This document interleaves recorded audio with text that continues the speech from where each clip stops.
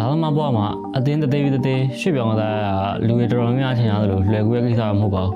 ပုံဝန်းကျင်အသစ်တွေကစားပေါ်အသစ်တွေ play site တွေနဲ့လာရုံကြီးဖြစ်အောင်လို့ပို့ပြီးတော့ကြိုးစားရပါတယ်ကိုယ့်ရဲ့တန်ဖိုးကိုလည်းအစားအနေပြန်ပြီးတော့သက်သေပြရပါတယ်ဒီလိုခက်ခဲတွေကိုဒီဆိုင်ကြော်ဖြတ်ပြီးတော့ရှောက်လန်းမှလာပို့ပြီးခိုင်မာတဲ့ player တွေဖြစ်လာနိုင်ပါတယ်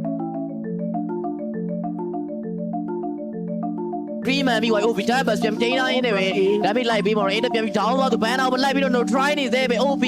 like a boss coach ဒီကြားထဲမှာ ban မရတော့ဘူးကြာဒါပေမဲ့ကီးလောက်ဒီ rhythm လေးကိုပေးနေရရင်းနေပြီတို့ကီး3အောင်တော့ဒီနေရာမှာတော့ပြန်လည်ပြီးတော့ပေးဆက်နေရသေးပဲကျွန်တော်ငယ်တော့ game ဆော့ခင်ကဘောလုံးကန်တာတွေတက်တော်လိုက်တာတွေဆော့ခဲ့ဘူးပါတယ်ကျွန်တော်ဝါသနာပါလို့အားကစားတော့ဘောလုံးကန်တာပါငယ်တော့ဘောလုံးကန်တာကိုကျောင်းပွဲ U14 U18 နောက်ပြီးတိုင်းနေပြည်နယ်တို့ရန်ကုန်တိုင်းဒီပိုင်းအထိအဲ့လောက်ထိလိုက်ကန်မခဲ့ဘူးပါတယ်နောက်ကျွန်တော်ဘောလုံးကန်ပြီးနားရဲ့အချိန်မှာကျွန်တော် game ကိုစပြီးတော့ဆော့ပြပါ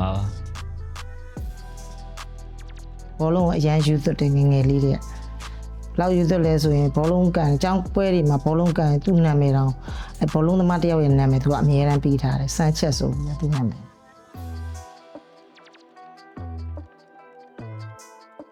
လူမျိုးကလေးမျိုးလေးဆိုတော့အရန်တော်တယ်အရန်တက်ချင်တယ်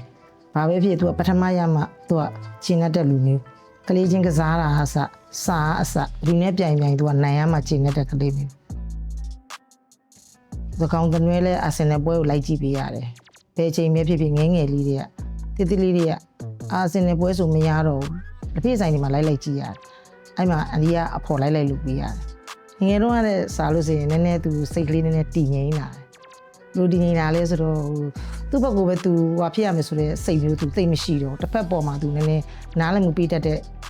စိတ်သဘောထားလေးဖြစ်လာတာတွေ့ရတယ်ဒါကလည်းဒီ game လေးကိုရောက်တော့မှာ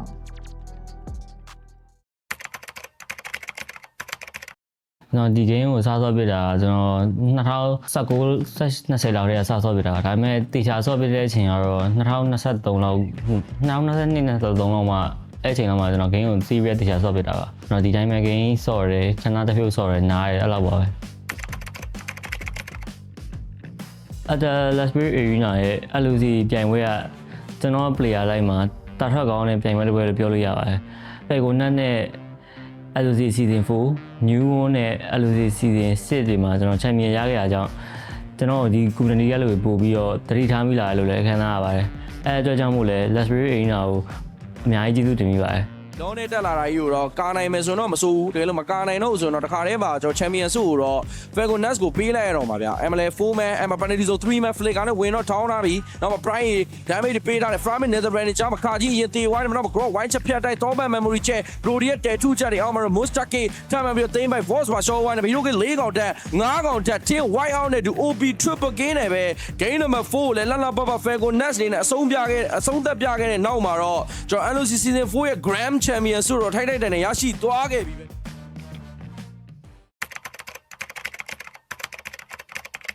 ဖေကုံအသင်းကြီးကနေပြီးတော့ချက်ကန်လာလို့တယ်ဟောသူစီမှာ try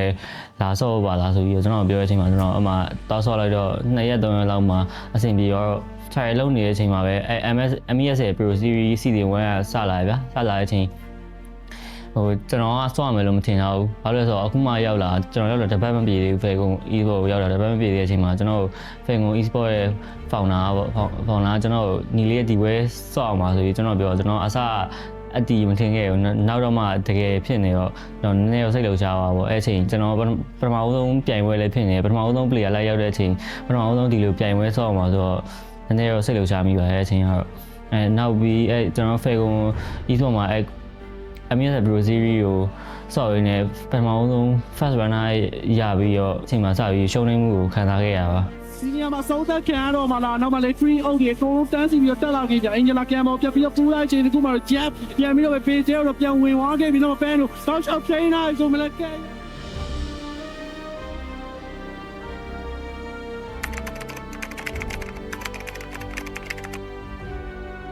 MES Pro Series Season 2လာရဗျာလာတဲ့အချိန်မှာကျွန်တော်ဒီလို e-sport နဲ့ဆက်ပြီးတော့ app ပြိုင်ပွဲကိုဆော့ခဲ့ app ပြိုင်ပွဲမှာကျွန်တော်တို့ result တွေကောင်းပြီးတော့နောက်ဆုံး grand final အထိဗျာကျွန်တော်တို့ရှုံးပွဲမရှိဘဲနဲ့ champion ရခဲ့ပေါ့ MES Season 1တော့အများကြီး champion ဆုကို MES Season 2မှာကျွန်တော်ပြန်ရရှိခဲ့ပေါ့နောက်ပြီးတော့အဲ့အပြင်ကျွန်တော် Rhinesa player စုကိုပါထပ်ဆောင်ရရှိခဲ့ပေါ့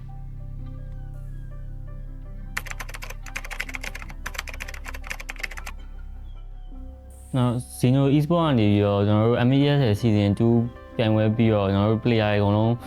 ဟိုတယောက်တင်ရစီပေါ့အဲ့လိုတခြားအသင်းတွေပါပြောင်းမယ်ဆိုတော့ကျွန်တော်ကလည်းအသင်းရှာတဲ့နောက်မှာဟိုအသင်းမရှိဘူးပေါ့အဲ့အချိန်တော့ဘယ်အသင်းမှလည်းကျွန်တော်လည်းစကားပြောဘူးပါမရှိဘူးဆိုတော့ကျွန်တော်လည်းဟိုကိုယ်စီယာဝင်းပါပေါ့ကိုယ်စီယာဝင်းပါကိုကျွန်တော်သွားဆက်သွယ်ခဲ့နောက်မှာသူမှာတော့အသင်းမရှိဘူးပေါ့ဒီဒါပေမဲ့ဒီမှာအသင်းလုံးနေတယ်အခုဟိုရင်းတို့ဘလင်းတို့17တို့ပေါ့သူတို့မှာသူတို့အသင်းတော်ရှိရဲအဲ့ဒါနဲ့ကျွန်တော်အဆက်အသွယ်ပေးလိုက်တယ်ပေါ့အဆက်အသွယ်ပေးတော့ကျွန်တော်အမှသွားပြောရဲနောက်ကျွန်တော်တပိုင်းရတာအကိုပေါ့ကိုပလိန်နဲ့ကျွန်တော်လည်းစကားပြောမိပြီးတော့ကျွန်တော်အမှစပြီးတော့ YG ပေါ့ YG တင်းစ join ခဲ့ပါတယ်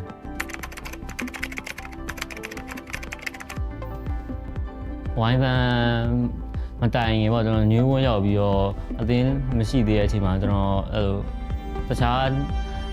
အသင်းတွေနဲ့ဆက်သွယ်တော့မရှိဘူးဗျ။ဒါပေမဲ့ကျွန်တော်အင်တာအသင်းတွေစင်ကာပူအသင်းတွေတို့ကမ္ဘောဒီးယားအသင်းတွေတော့ကျွန်တော် trial တော့ခဏဆော့ခဲ့တယ်။ဒါပေမဲ့ကျွန်တော်ဘက်ကကြည့်တော့လေဟိုထိသွားဖို့ကအဲ့လိုအများကြီးစဉ်းစားစရာရှိလာတဲ့နောက်မှာကျွန်တော်မသွားဘူးပဲဆုံးဖြတ်လိုက်တယ်ပေါ့။မသွားဘဲနဲ့မသွားဘဲနဲ့ဒီတိုင်း game ဟို brand နေပဲဆော့နေတော့ကျွန်တော်တို့တငယ်ချင်းကာဖူးပေါ့ကာဖူးကကျွန်တော်ဒီ Viber e-sport မှာပြန်လာဆောင်မလားဆိုပြီးတော့လာဆက်တယ်ခဲ့ပေါ့ကျွန်တော်အဲ့အနေပြီးတော့Viber e-sport စ join မိခဲ့ပါ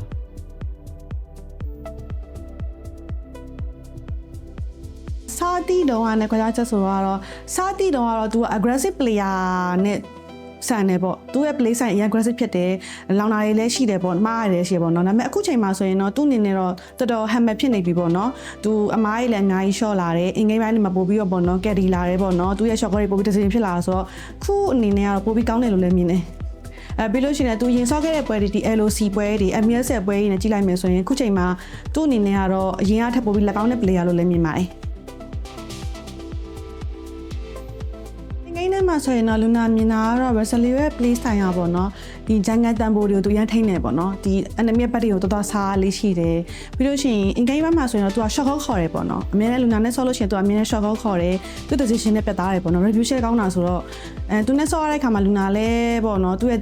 shot call တွေ decision ပြတ်သားမှုတွေအများကြီးမြင်တယ်ပေါ့เนาะသူအနေနဲ့တော်တော်ပြတ်သားတဲ့ player လို့မြင်ပါတယ်ရှင်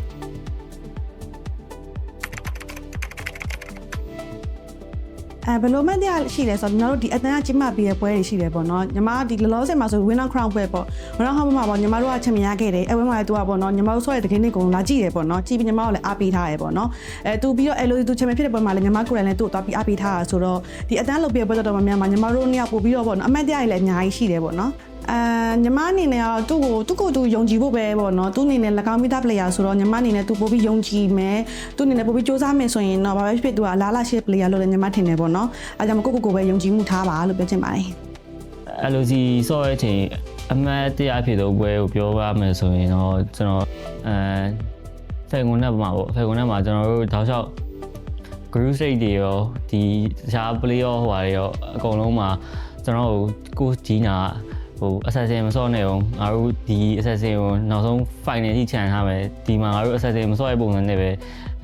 ဒီ hero တွေပဲရှို့ပြီးတော့အဲ့လို fighter တွေဆော့လိုက်အဲ့လို jewelry တွေဆော့လိုက်အဲ့လို highway နဲ့အဲ့လိုတက်ဂျန်ဂလာနဲ့ဟို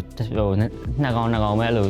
ချက်ချပြပြီးတော့အဲ့လို grand final တွေတော့ assassin လုံးဝမဆော့ဘူးလို့တွေးထားတဲ့အချိန်မှာ assassin 3ကောင်လုံးပြစ်ပြီးတော့အဲ့လို nolan နေဟန်ဆိုရဲအဲ့လိုဆော့သွားတာအမှတ်ရဆုံးပွဲပေါ့ season 4 LOC season 4မှာပေါ့ Las Vegas Arena မှာ player တိုင်းအတွက် challenge တွေရှိရမလို့ဝင်ပြန်ကြည့်လိုက်ပါ pro player ဖြစ်ဖို့ဘာတွေလုပ်အောင်လဲဆိုတာသိလာပါလိမ့်မယ် MLS season 4 try invite ရမယ် LOC season 7 champion တစ်ကိုလည်း state ပေါ်မှာတွေ့ကြပါတယ်အားလုံးပဲgood luck ပါ Game မှာအတွက်ပြောစရာအကောင်းဆုံးနေရာ Let's Play Arena